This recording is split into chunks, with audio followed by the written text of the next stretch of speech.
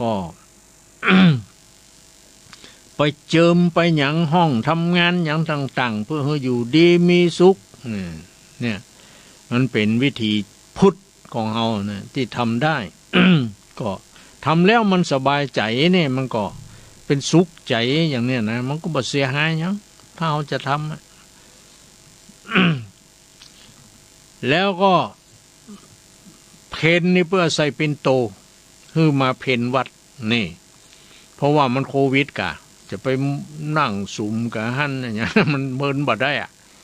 นะแต่เจ้าก็นั่งห่างกันต่างคนต่างใส่เม็ดหมดอ่ะ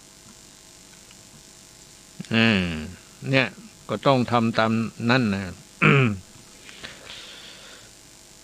ว่าอันนี้เรียกว่าความคิดที่มันหนักสมอง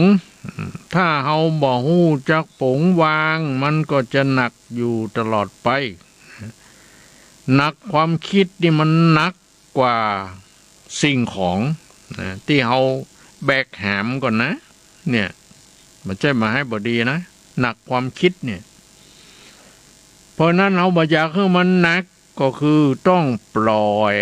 ต้องวางต้องปลงปล่อยวางปลงมันลง เรื่องแล้วไปอย่าไม่ได้เก็บมาแถมเกิดอยู่ว่า เกิดขึ้นตั้งอยู่ดับไปไม่มีอะไรจีรังยั่งยืนอยู่เป็นอมตะเนาะไม่มีเนาะไม่มีอะไรที่จะอยู่เป็นอมตะโลกนี้ก็จะแตกสลายไปในวันใดวันหนึ่งอยู่นะไม่เป็นอมตะ เนี่ยถ้ากึดได้อย่างนี้มันก็สบายอะนะแต่เขาจะบอกกึดนั่นไงกึดกับอิจฉาริษยากึดแต่จะเอากึดแต่จะโกรธจะเกลียดเขาเดี๋ยวบุญนี้กึดที่จะเบียดเบียนเขาเนี่ยกึดที่จะเอารัดเอาเปรียบเขาเนี่ยหมูเนี่ยนะ มันก็เลยเป็นทุกข์อ่ะพอเขาบ่ได้ปลงได้วางเนาะเพราะนั้นปลงวางเนี่ยเนาะตรงวางนี่เขาปลงวาง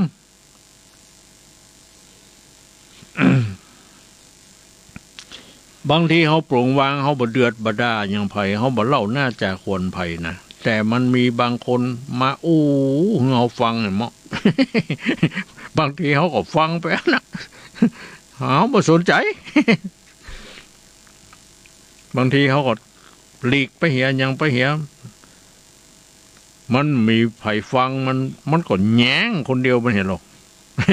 เนาะมันก็เป็นอย่างนั้นน่ะถ้าไปหล่อกันอยู่หั่นนี่นะมันก็แง่วอ่ะไปที่เกี้ย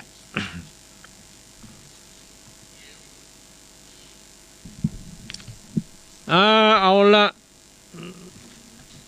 ต่อไปเขาก็จะมาอู้อันนี้ก็อธิบายก็คำกลอนสอนใจขึ้นต้นเนี่ยโอ้ได้เป็นชั่วโมงอะเนาะต่อไปนี้ก็จะมาแนะนำเกี่ยวกับทำดีให้ถูกที่เนี่ยมันทำได้อย่างไรอะทำถูกที่เนี่ยทำดีอะถ้าทำดีไม่ถูกที่เรามันเป็นยังไงอะก็มันบ่ได้ดีนะกะเนาะถ้าทำดีถูกที่นี่มันก็ดีอ่ะ ต้านสาธุชนตั้งหลายนะคนบางคนบ่นออกมาดังโดยไม่เกรงใจไผว่าบอกว่าทำดีแล้วไม่ได้ดีจะว่าแต่ความดีซึ่งเป็นสิ่งที่ทำได้ยากเลยแม้แต่ธุรการงานอันเป็นหน้าที่เฉพาะถ้าเราทำไม่เหมาะแก่เวลาคือไม่ถูกเวลาธุระนั้นก็ไม่สำเร็จไม่เสร็จสิ้นเนี่ยเช่นเราจะไปขอคัดสำเนาทะเบียนบ้านที่เทศบาลนี่เนาะยกตัวอย่างเนี่ยซึ่งเป็นธุระเป็นหน้าที่เทศบาลเขาเปิดเป็นเวลาเขาปิดเป็นเวลาเขาพักเป็นเวลาแต่เขาดันไป ที่ทำการเทศบาลในเวลาตีสองใครจะไปเนาะคนโง่กะ หรือคนเมาเนาะคนบ้าไปเทศบาลตีสองมันก็ไปปบแต่ยามเท่านั้นนะแต่ยามเจ้าหน้าที่ยามนะ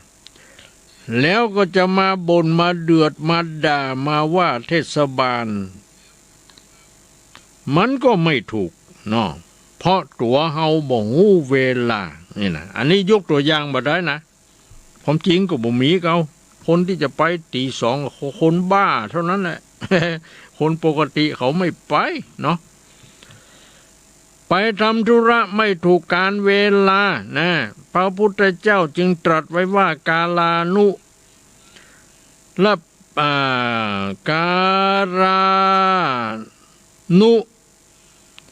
รุปังวะทุรังนิยุนเชแปลว่าพึงประกอบธุระให้เหมาะแก่การเวลาปลูกพืชผักก็ต้องดูฤดูอย่างเดี๋ยวนี้ฤดูฝนน่ะเนาะโอ้ฝนตกฟ้าเหาะย้อยดีดินจุ่มเย็นดีหน้าที่จะเอาข้าวสาลีไปปลูกอย่างกันเนาะก็ลองไปตั้งทุ่งพอกะเอาเม็ดข้าวสาลีหยอดลงไป2 เม็ด3 เม็ดต่อเมื่อกี่วันน่ะขึ้นมาแล้วเป็นใบเป็นยอดเนี่ยขึ้นมา วันต่อไปก็ขึ้นใหญ่ขึ้นเจริญขึ้นจนออกหัวเอามันนึ่งแล้วเอาไปขายแล้วเอาไปตาลให้ทุเจ้าที่วัดนี่ได้กินข้าวสาลีนี่ ใหม่ๆ ปลูกพืชผักก็ต้องดูฤดูทำนาทำไร่ทำสวนก็ต้องพิจารณาเวลาควรไม่ควรเหมาะไม่เหมาะในการทำความดีก็เช่นเดียวกันก็ต้องทำให้มันถูกการเวลาถ้าทำบ่ถูกการเวลาบ่ถูกบุคคลบ่ถูกอย่างนี้ก็บางทีทำบุญมันก็บ่ได้บุญมากนะบ่ได้เต็มเม็ดเต็มหน่วยอู้ง่ายเนาะพระธรรมเป็นของดีนะพระธรรมคำสอนเป็นของดีการแสดงธรรมเป็นของดีการฟังธรรมก็เป็นเรื่องที่ดีแต่ถ้าผู้แสดงธรรมไม่รู้จักการเวลาควรไม่ควรไม่รู้จักสถานที่ควรไม่ควรไม่รู้จักบุคคลว่าใครควรฟังธรรมใครไม่ควรฟังธรรมเนี่ยเขาเป็นนักเทศนี่เขาก็ต้องดูการเวลาดูสถานที่ดูคนฟังดูอย่างหลายอย่างนะบ่ใช่รับหูรับตาเตดไปไผฟังไผบ่ฟังก็บ่ฮู้ อย่างนี้นี่บ่ได้เรื่อง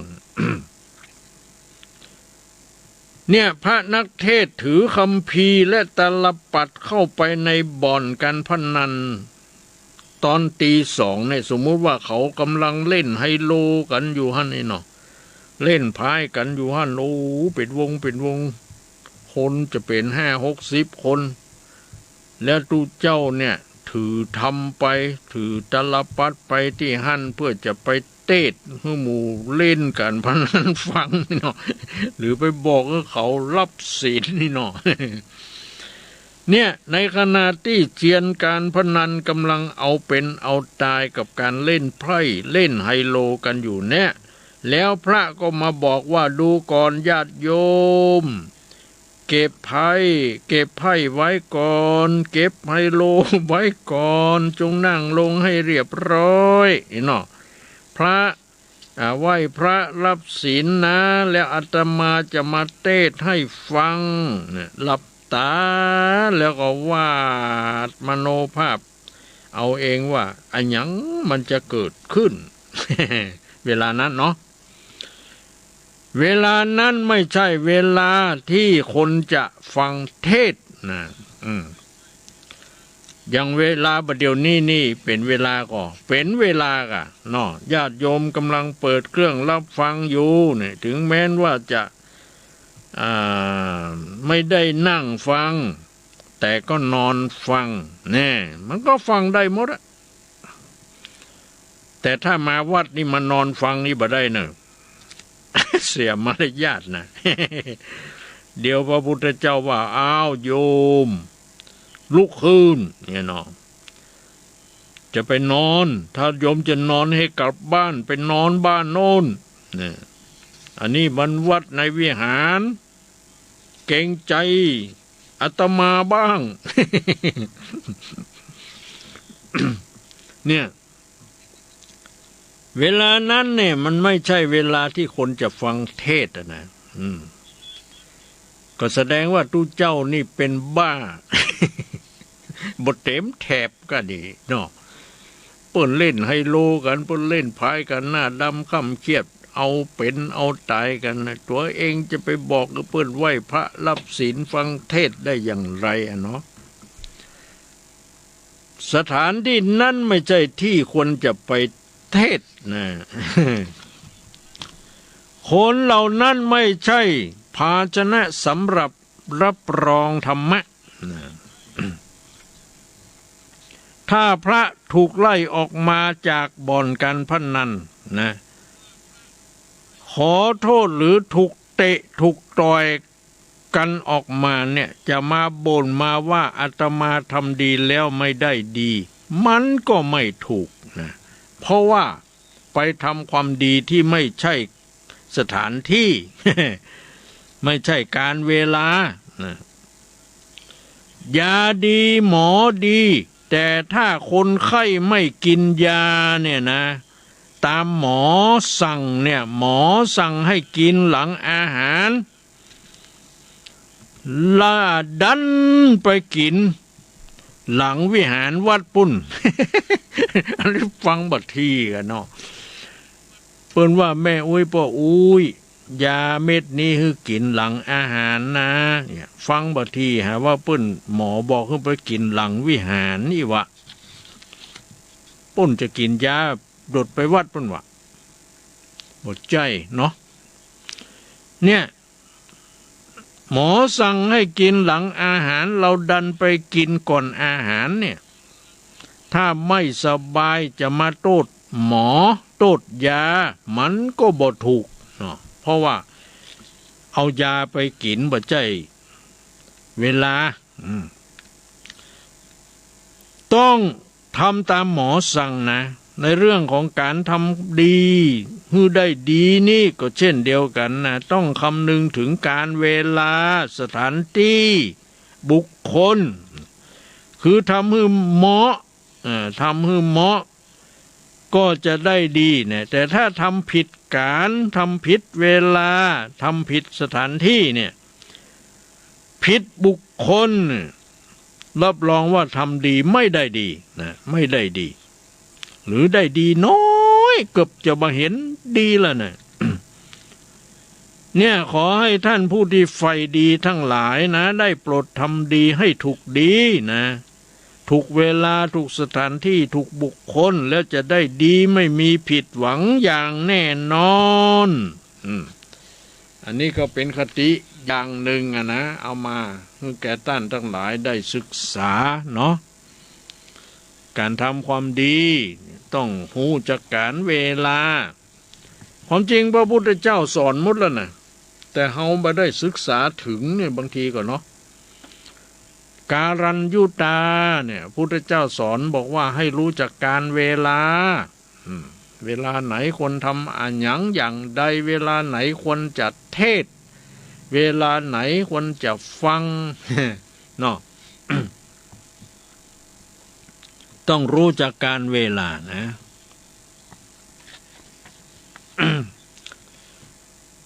คนใดรู้จักการเวลานี่คนนั้นเพิ่นถือว่าเป็นคนเจริญเจริญ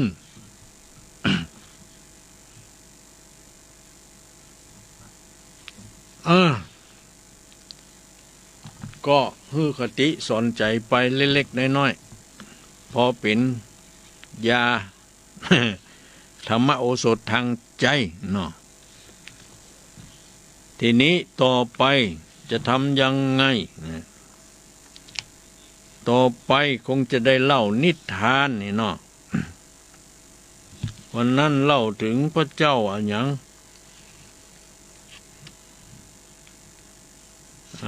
วันนั้นเล่าถึง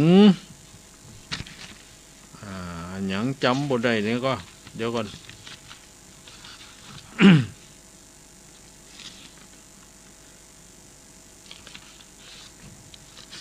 วันนั้นคงจะเล่าเกี่ยวกับเรื่องพระเจ้าทาสมุขราชอีกกันเนาะทาสมุขราชนะที่ว่าเป็นผู้ฉลาดตัดสินคดีความนั่นนะ วันนี้เราก็มา เล่านิทานเกี่ยวกับพระเจ้า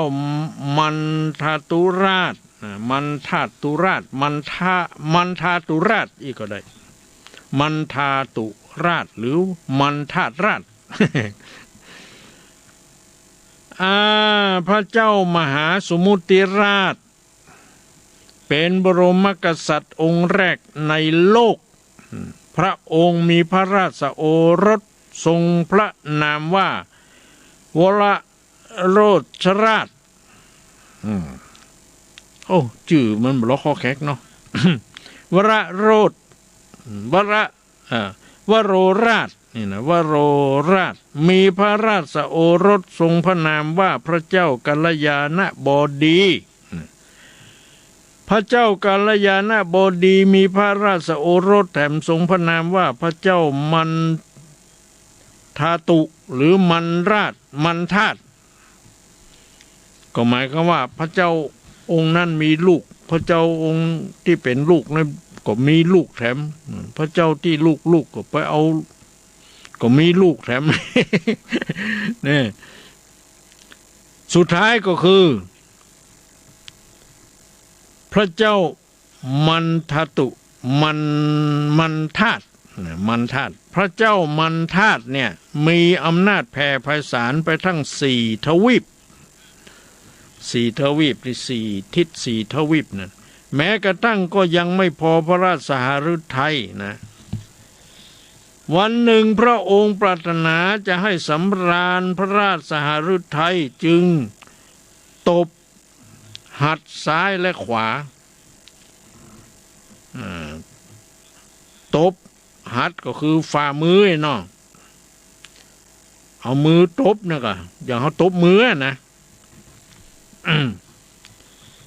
บันดาลให้หาฝนแก้ว7 ประการตกลงมานี่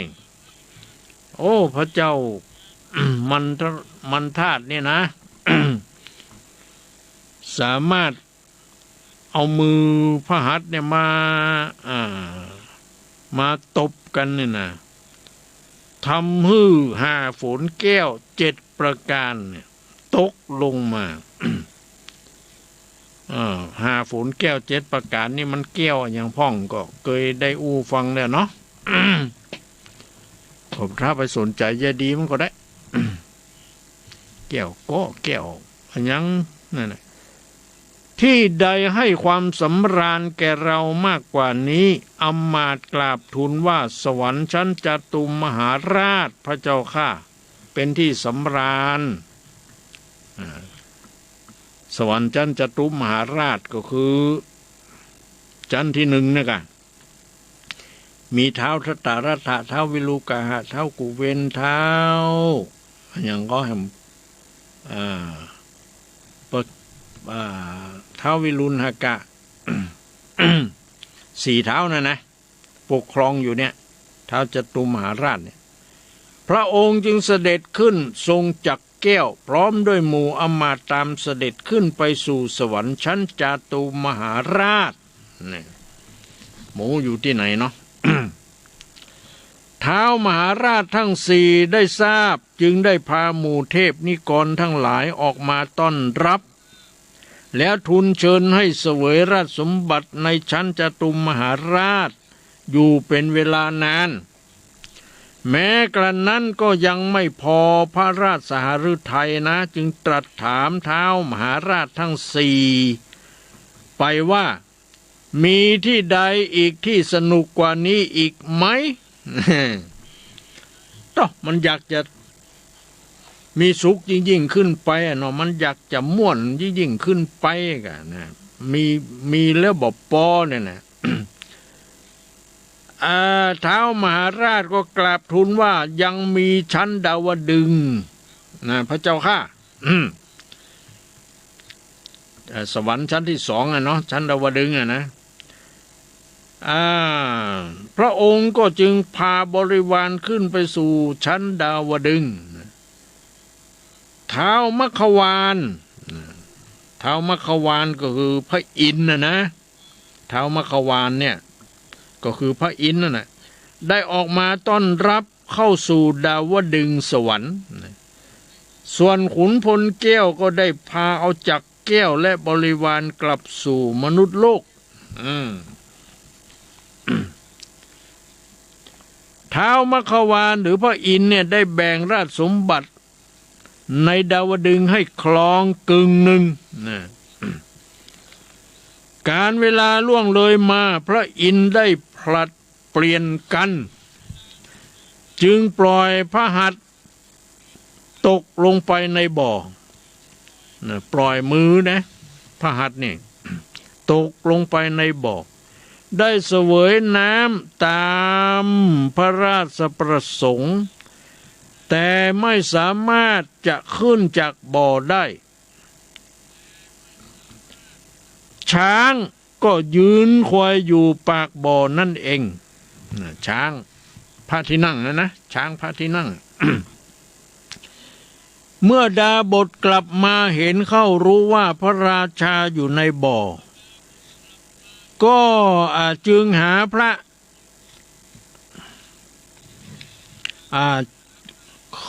ขึ้นมาหาผ้าให้ขึ้นมาจะให้ขึ้นจากบ่อได้แล้วทรงพักผ่อนอยู่3 ราตรี3 คืน3 ราตรีเนาะดาบทก็ถวายผลไม้ตลอด3 เวลาจนพระราชากลับสู่พระนครนะ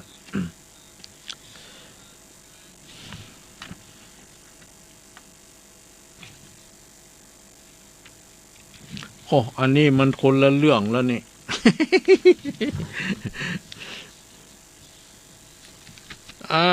การเวลาล่วงเลยมาพระอินทร์ได้ผลัดเปลี่ยนกันครองสวรรค์ชั้นดาวดึงส์ถึงองค์ที่37นะพระเจ้ามันทาตุหรือมันธาตุเนี่ยทรงคิดว่าเราได้เสวยทิพสมบัติเพียงกึ่งเดียวทำไมเราจะปรงพระชนท้าวมัคควานเองใหม่เสียองค์ใหม่เสียเพื่อจะเสวยทิพสมบัติเพียงผู้เดียวเนี่ยคือความโลภนะพระอินทร์ยก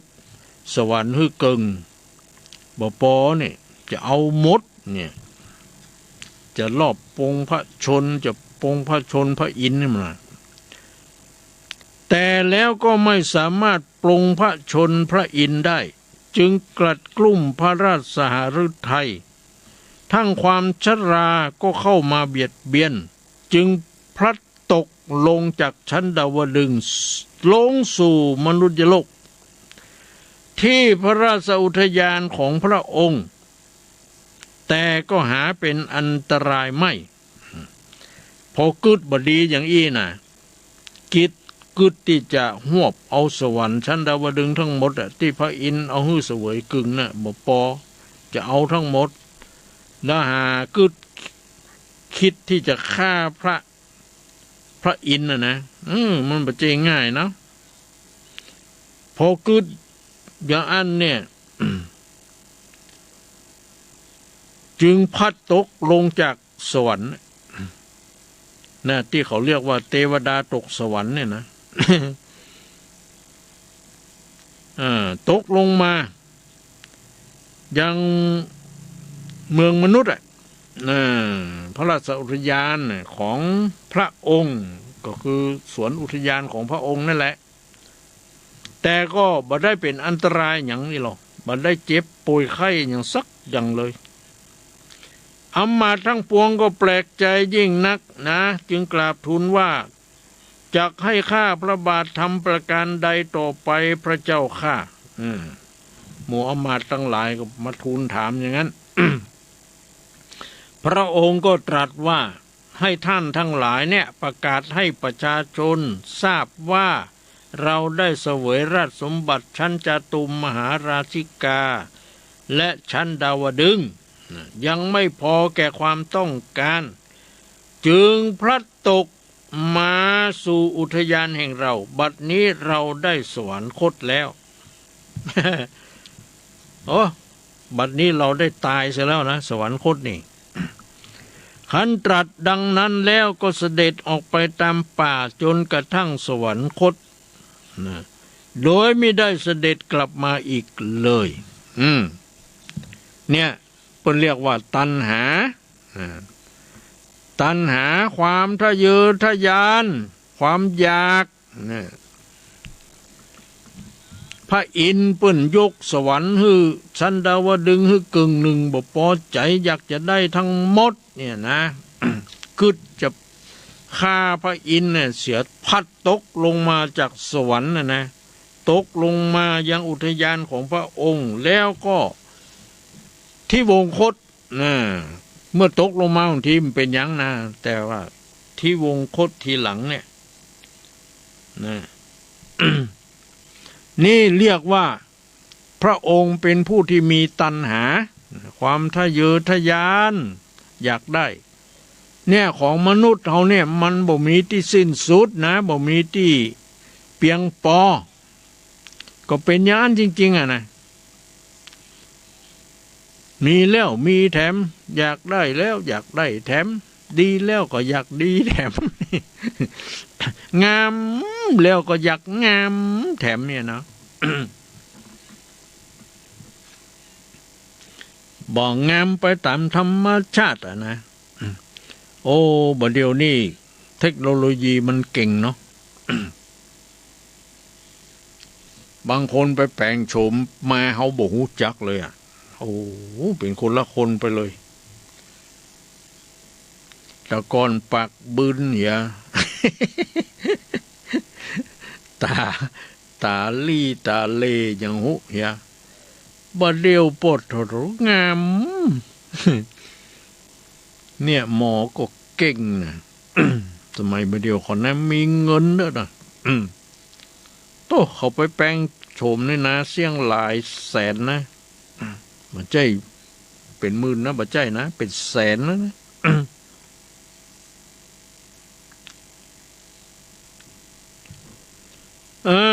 อันนี้ก็เป็นเรื่องของกิเลสตัณหาความทะเยอทะยานดิ้นรนความอยากได้ถ้าเราอยากน้อยก็ทุกข์น้อยอยากมากก็ทุกข์มากอยากไม่อยากเลยก็หมดทุกข์เอาอย่างเนี้ย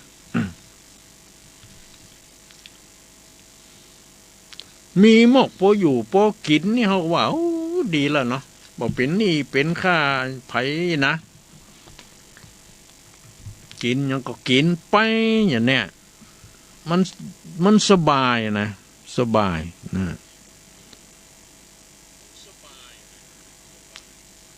ไม่ต้องเดือดร้อนห้อนใจอันยังมีลูกมีหลานก็อูกันหลงส่งกันป้อนี่ บ่พิษบ่เถียงกันบ่ใจเสียงดังด่าว่าอันยังเนี่ยนะ แต่ว่าคนเฮามันคุมอารมณ์ไม่อยู่เนาะบางครั้งบางทีแม่อุ้ยก็เผลอปากด่าลูกด่าหลานไป เนาะ บางทีมากึดใจได้เมื่อรุนกูกินแหนงอีวะ ก็จะได้มันน่ะความโกรธเนี่ยนะพูดถึงว่าคนมักโกรธะสวกกล้าสหาวเนาะกำกึดบ่เหนียวใจดำกำเศร้า มีโทษนักเหลือสุราน้ำเหล้าโกท่าคนเฮามนุษย์เมื่อทำไปแต่จึงได้เป็นทุกข์เป็นสิ่งที่อันบอกกวน ถ้ามานึกถึงบทนี้ก็ดีกะมันจะได้ยับยั้งชั่งใจนะมันจะบ่ได้เกิดโทโสโมโหเกิดอย่างขึ้นมาทำให้จิตใจขุ่นมัวบ่ได้จิตใจบ่ได้เบิกบานหันษาบ่ได้แจ่มใสเนี่ยมันขุ่นมัว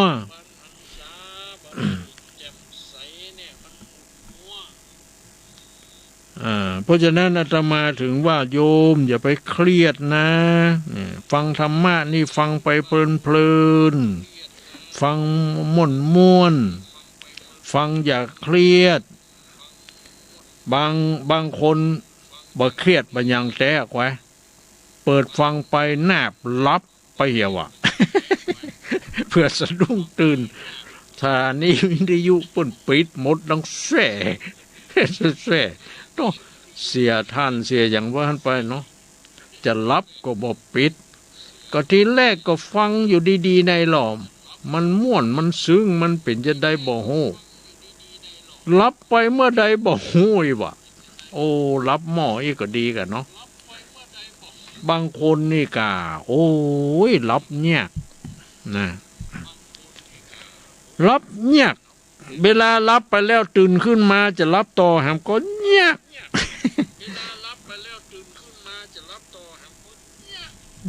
นะมันอย่างนั้น มันอยู่ที่จิตที่ใจเนอะอย่างใดจะได้ก็แปลงจิตแปลงใจแปลงจิตแปลงใจดีๆหูจักปงจักวางจะไปยึดมั่นถือมั่นจะไปอันหยังต่างๆ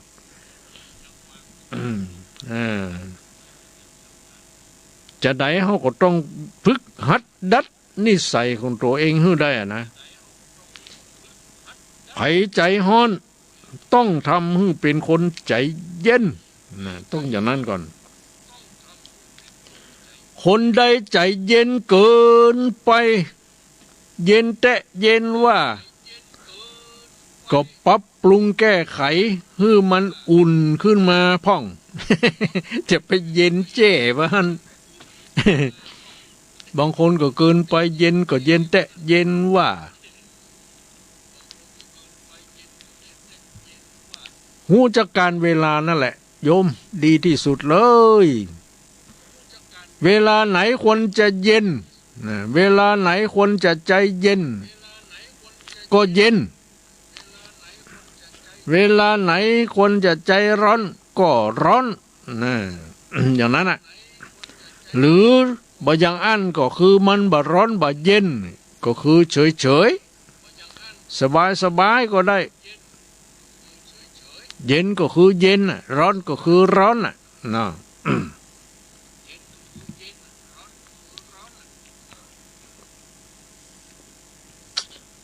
เอาละญาติโยมตั้งหลายมาถึงรอบสุดท้ายเนาะก็จะได้รายงานบอกกล่าวให้ญาติโยมทั้งหลายทราบว่าการสร้างพระเจ้าทันใจปางประธานพรนะของวัดแห่งต่ำในขณะนี้เวลานี้เดี๋ยวนี้เป็นตนเป็นองค์แล้วแต่ว่ายังบ่ได้คัดผิวยังบ่ได้ตาสีเกศาของพระองค์ก็ยังบ่ได้เอาติดเตื้อนะดังที่อาตมาได้ลงเฟซลงหยังไปนั่นแหละใครมีเฟซก็ดูพอเอาเนาะก็งามเหมาะสมอยู่แต่ยังบ่ได้แต่งเด้อทีนี้ถ้าหากว่าญาติโยมนี่เนาะต้องการจะร่วมทำบุญสุนทานตัวสร้างตัวก็ได้นะแล้วแต่นะตามใจตามศรัทธาเนาะ นี่ก็ต้องขออนุโมทนานะแม่จงดีนี่ อำเภอฝาง ได้ร่วมสร้างเป็นเงิน1,000 กว่าบาทเนาะเอาทั้งเกษาเอาทั้งปูนเอาทั้งดินเกี่ยวอย่างนี้นะรวมเป็นเงิน1,900 กว่าบาทนะโดยการโอนเข้าในบัญชีของทางวัดห้างตำได้รับเรียบร้อยไปเช็คดูแล้วเข้าเรียบร้อยเนาะแม่เนาะสบายใจได้นะขอให้บุญกุศลเนาะดลบันดาล ให้ท่านได้อยู่ดีมีสุขบอกว่าโยมท่านใดนะที่ได้โอนเข้ามาเนี่ยก็ตอนนี้ก็ยังมาได้เช็คมาได้ดูว่ามีไผ่พ่องวันหลังวันลุนมาจะได้เอามาประกาศอนุโมทนาเนาะใจเย็นๆนะโยมนะ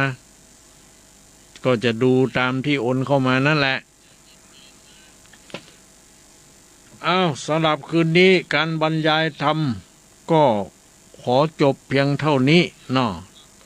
ต่อไปนี้ก็จะได้เปิดโอกาสเนาะคือญาติโยมที่อยู่ทางบ้านที่มันหนาวอยู่นี่ที่ฝนตกอยู่นี่พ่ออุ้ยแม่อุ้ยท่านใดนะกำลังเปิดเครื่องรับฟังอยู่ก็ขอเมตตาโทรศัพท์แจ้งมาว่าได้ฟังชัดเจนหรือไม่ชัดเจนมีปัญหาอันหยังพ่องนี่เนาะ รับฟังจากสถานีไหนอย่างใดเนาะเพราะวันนี้สถานีดอยหมอกเรดิโอนี่เกิดขัดข้องฟ้าฝนคะนองเปิ้นก็เลยปิดสถานีไปก็เลยมาออกอีกมาออกที่เดิมนั่นแหละแต่ว่าเอาสัญญาณเนาะไปออกแถมที่หนึ่งนะเช่นอย่างสถานีวิทยุวัดอรัญญวิเวกคีรีจอมพอเนี่ยหมู่ที่7ต่อเวียงเอาเวียงเป้าจอเชียงรายเนี่ย อันนี้เปิ้นเป็นสถานีวิทยุออนไลน์เนาะ แล้วก็สัญญาณนี่ไปออกที่ต่างๆเอาละตอนนี้ต่อไปนี้ก็เปิดโอกาสนะให้ญาติโยมได้โทรเข้ามาว่าอยู่ที่ไหนอย่างใดเนาะ เอามาแล้วกันนี่สายแรกกันเนาะเอาสายแรกเจริญปอนไม่สาเจ้าท่านโคโทรมาจากบ้านห้องนะเจ้าบ้านห้องลำพูนเนาะแม่สายทองแม่ยังก็แม่สายทองเจ้าแม่สายทองบ้านห้องลำพูนรับฟังชัดเจนดี98.75ห้วยตรงซักนะชัดเจนนี่เจ้า98.75เนาะชัดเจนดีเนาะแม่เนาะชัดเจนดีเจ้าอนุโมทนาสาธุเน้อแม่อันนี้เข้าใจดีนะแต่อย่างได้ค่อยโหดโดยไม่ได้คิดจ้ะแต่ดีละเนาะฝนตกก็เป็นกำลังใจนะเจ้าอนุโมทนาแม่แสงทองเทิดโทรจากบ้านห้องลำพูนอนุโมทนาสาธุเอาสายที่2สายต่อไปเนาะที่มีไผ่พ่องก็ว่ารับเห็นหมดแล้ว มันหนาวฝนตกอีรับม่วนนี่เนาะ เอามีมาโทรมาแม่ป่อตั้งหลายตัวเป็นการคลายเครียดเห็นเนาะมีอย่างก็มามาเอ่ยกันพ่องอันนี้โทรมาอันนี้สายที่1บ่ได้รับของไผ่โมเนอร์5379นี่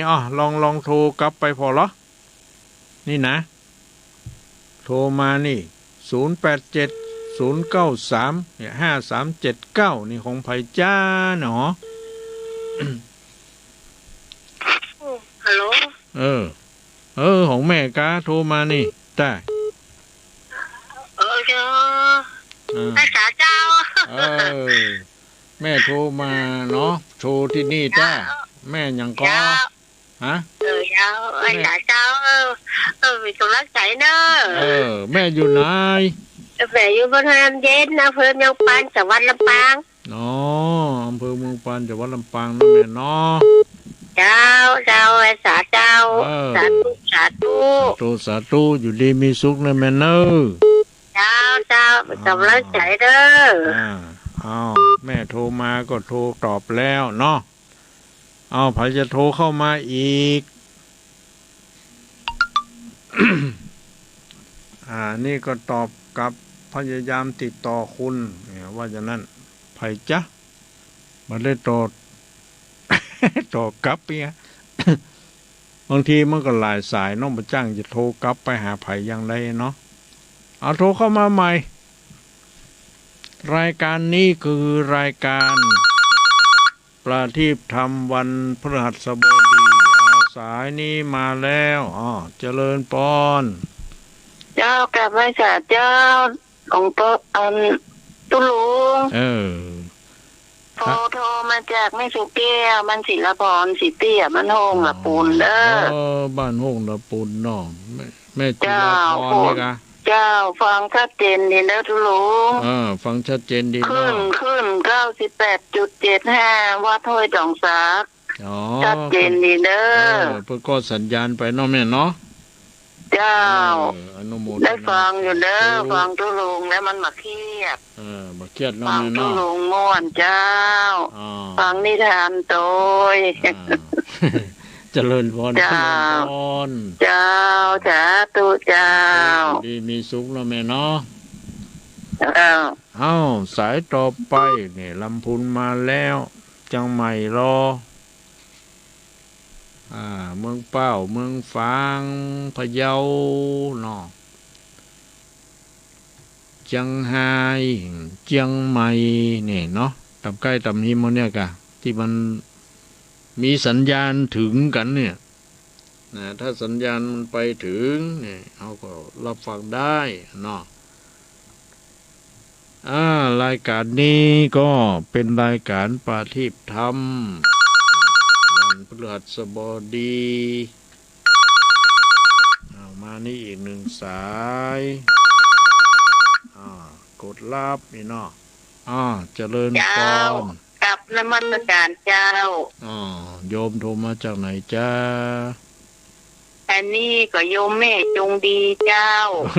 มันจำเสียงบัดได้นะแม่ติดไหนป้ากันเตื้อก็มึนๆได้โทรตัวแล้วเจ้าเดือนเนาะวันนี้กดปุ๊บติดปั๊บว่าสายห่างเพราะว่าวิทยุมันแบบเปิดสายปีนะเจ้าแม่นะกูเตือนนี่มันเปิ้นก็สัญญาณไปหลายที่หลายทางนี่เนาะเจ้าดีแล้วฝนตกก็แม่แบบเดี๋ยวนี้เอื้อนแล้วเจ้าเอื้อนแล้วเนาะฟังตุลุงม่วนดีเนาะมันบ่เครียดรับละเลยเจ้าที่เพิ่นรับละแบบนี้ใครหัวเนาะนั่นจ้ะตื่นมามีไหนเนี่ยอีเนาะตุลุงว่าไปเทศเปลี่ยนวงการพนันที่สองนึกภาพพดออกไผจะฟังกันนั่นน่ะเขาถ้าจะไล่เหิบเนาะฮะนี่ก็เขากำลังตั้งใจเล่นเนาะขนาดเข้าเขายังบ่กินเลยเนาะนั่นเลยวันนี้ได้อรรถรสดีเจ้าเนาะเครียดนะแม่เนาะก็ต้องทำเจ้าอย่างก็ต้องทำให้ถูกเวลาเนาะถูกกาลเทศะนะเจ้ารู้จักสถานที่รู้จักบุคคลเนาะเจ้าดีแล้วความโง่ความฉลาดก็เป็นเฉพาะตนอย่างนั้นตู้รู้ว่าแต่เนาะนั่นแหละเนาะแต่เป็นฉลาดเจ๋งโกงก็มาละเนาะนั่นค่ะบางคนฉลาดแต่มันแกมโกงเนี่ยเนาะเจ้าคนนั้นนี่ดูยากอยู่เจ้าฟังตั้งมือถือเจ้าแต่อนุโมทนาน้อแม่น้อสาธุเน้อเจ้ากับนมัสการเจ้าเจริญพรแม่จงดีอำเภอฝางเนาะต่อไปสายต่อไปเขาจะรับได้แถมอยู่ประมาณ6-7 สายอยู่หรอ เนาะอันนี้ก็ตอบกลับไปว่าจะได้ไผจ้ามีไหนเฮีย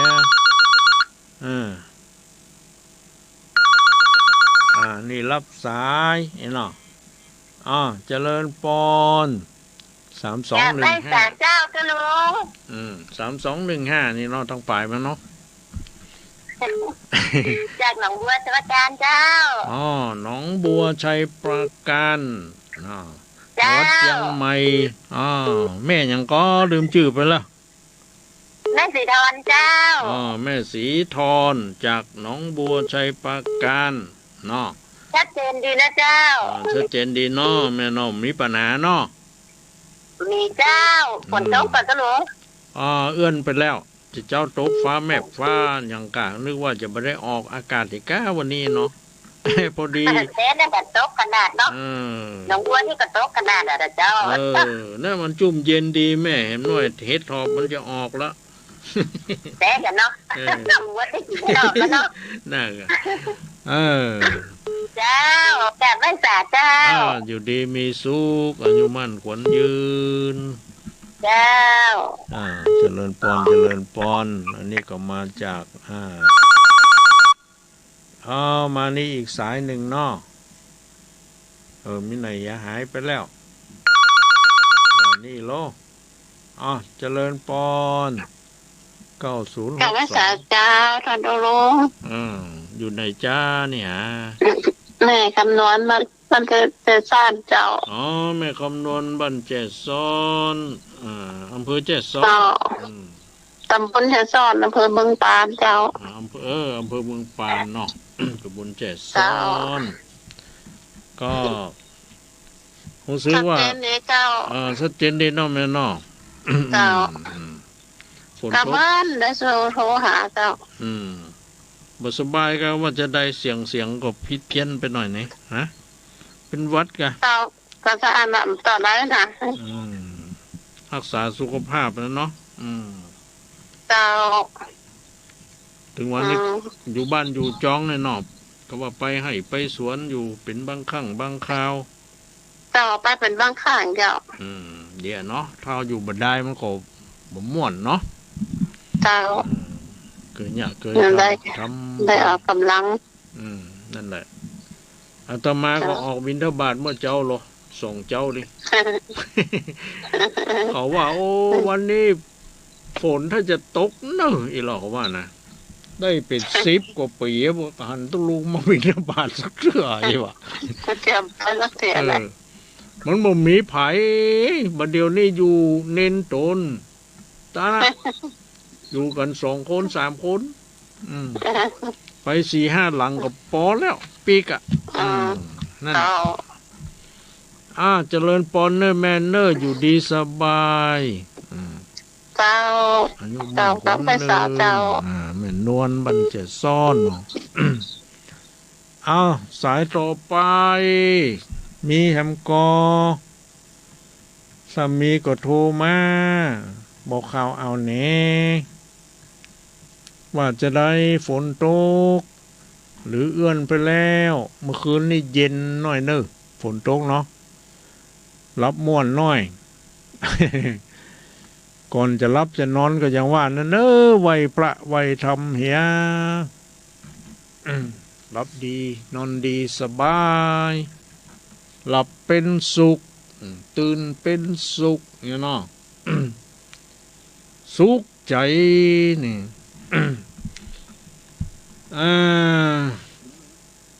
ถ้าไปจะโทรมาก็โทรมานะ0819934074นี่มาได้1 สายเนาะเจริญปอน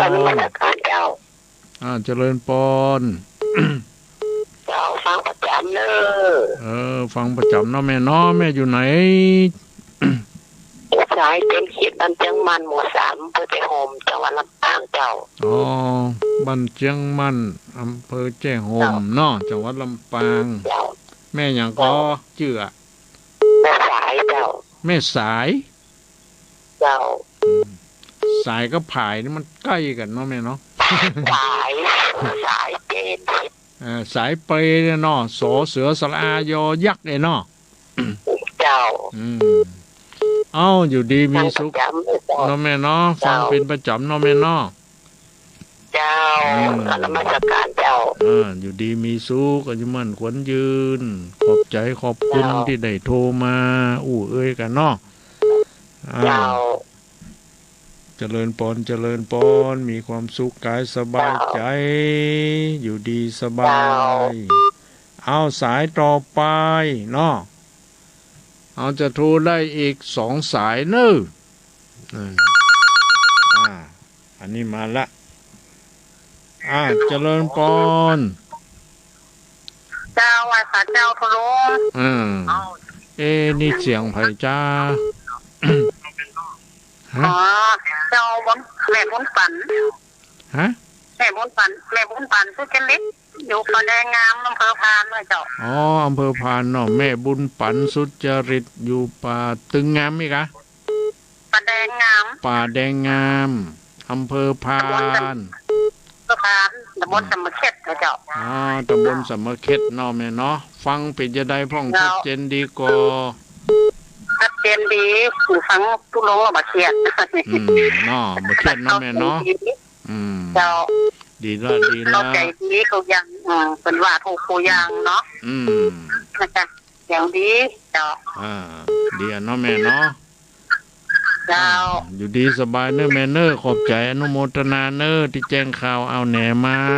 รับฟังเป็นจะได้ชัดเจนดีเนาะแม่เนาะเจ้าขอบุญเขาว่าใจนมถามแน่นอนใจนมตัวเท่าใจนมมันแปลว่าจะได้ใจอายาใจเท่าใจนมตัวเท่าใจนุ่มใจเท่าตัวนมมันก็เป็นกลับกันนะครับแม่ถ้าคนหนุ่มจิตใจเป็นคนเท่าก็หมายความว่าบาแปงแห่งมีบ่ใจเป็นประโยชน์อีกเรียกก็ว่าบ่มีบามีแห้งเหมือนกับคนเท่าอายุนักขี้โรคขี้เป็นอย่างนั้นอันนี้เหี่ยร่างกายก็บ่ค่อยสมบูรณ์เนี่ยกันเนาะใครอันน่ะแล้วก็ถ้าใจเท่าตัวนุ่มก็ไปแถมยังมันกลับกันฮะน่ะใจนุ่มตัวเท่ามันก็พอเอาคนหนุ่มพอคนเท่ากันกะมันกลับกันอย่างนั้นน่ะอนุโมทนาสาธุเจ้าเอาละโยมไผจะโทรมา1 สายสุดท้ายนะอีก1 สายเว้ยเร็วเนาะรายการปฏิบัติธรรมวันพฤหัสบดีนะ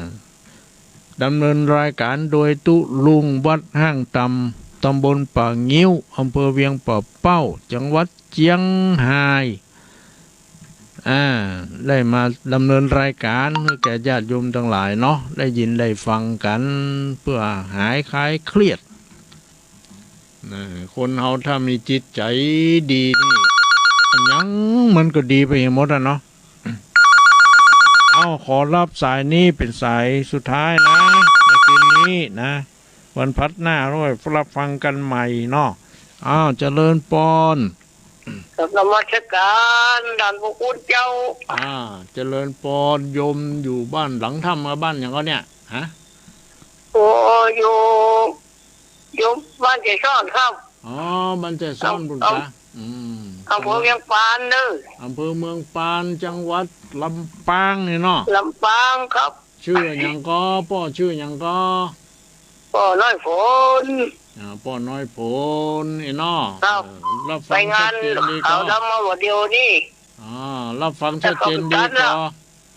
รับฟังชัดเจนดีก็ได้รับฟังทั้งป่ายได้ทั้งเก้าบ่ได้ฟังนะชัดเจนครับดีละพ่อนะไปวันโชคมั่มอยู่นี่ครับได้ดีครับอายุวันโนสุขังพลังในปอนเนอร์หมดเวลาแล้วเนาะเขาก่อยป้าปุ๊บกันมันพัดหน้าเนอ ขอขอบใจอนุโมทนาสถานีวิทยุที่ได้ถ่ายทอดสัญญาณรายการประทีปธรรมวันพฤหัสบดีเนี่ยที่แสดงโดยตู้ลุงวัดห้างต่ำเอาธรรมะสู่ประชาชนในคืนวันนี้ก็ขอขอบใจอนุโมทนาทุกสถานีและญาติโยมผู้ฟังทุกท่านก็ขอให้อยู่ดีมีสุขอายุมั่นขวัญยืนประจากทุกโศกโรคภัยไข้เจ็บนานาประการให้มีความสุขความสำราญเบิกบานใจมีโชคลาภวาสนาบารมีมีความดีอยู่กับตัวตลอดไปทุกคนทุกท่านด้วยเถิดเจริญพร